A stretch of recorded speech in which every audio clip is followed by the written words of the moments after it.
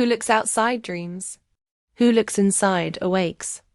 Carl Jung, there is a stream hidden so deeply between the trees that even the sun must negotiate with branches to find it.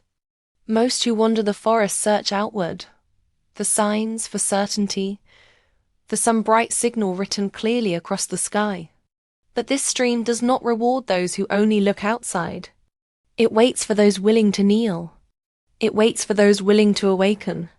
Long ago, when winter still held the world in its pale and patient grip, when the earth lay frozen like a thought unfinished, a single drop of moonlight slipped through the lattice of branches. It did not fall quickly. It descended as if listening. When it touched the frozen ground, the soil shivered. Not cracked, but shivered, and something beneath the frost remembered how to soften.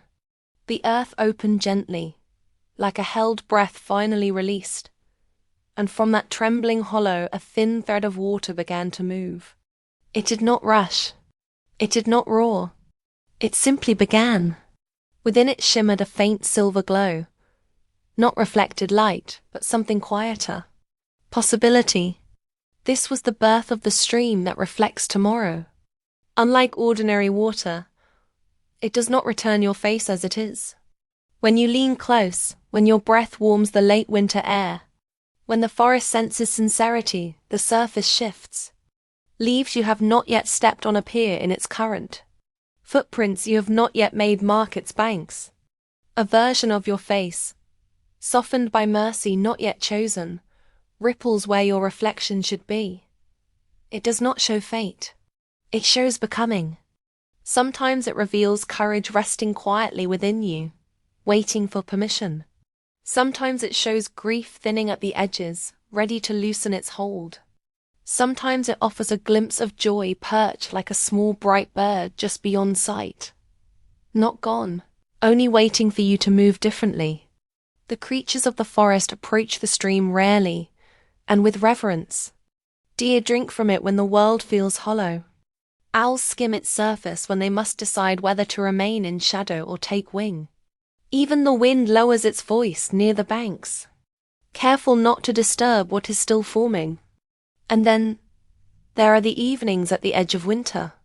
Late February, when the air thins between what has been endured and what is about to awaken. When the snow softens not from defeat, but from surrender. When something beneath the soil begins its quiet rehearsal for spring. On those nights, the stream gleams brightest. The moon recognizes her own ancient light within it, and lends a little more, just enough for wandering hearts to see clearly. February is the forest's mirror month.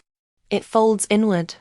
It gathers winter's long shadow in one hand, and the first fragile glimmer of spring in the other. It does not rush you forward. It asks you to pause, to kneel, to look within. What have you carried through the cold? What have you outgrown but still hold? What have you survived that is quietly shaping who you are becoming? February does not accuse. It does not instruct. It reflects. And in that stillness, another truth rises. One the old psychologist once spoke plainly. I am not what happened to me. I am what I choose to become. Carl Jung, the stream, seems to understand this. It does not show you what the past has carved into you. It shows you what you may yet carve from yourself. If you are very still, if you allow the silence to settle, you may hear the water breathing beneath the last crust of frost. You may realize that the month ending is not an ending at all. It is a thaw.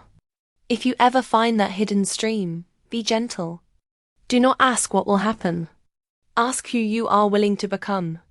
Look inward, not to escape the world, but to awaken within it. Then rise. Carry the silver of that reflection quietly inside you, as February closes its pale hand and opens the next door. The forest will not follow, but the current will, and it will remember the moment you chose to awaken.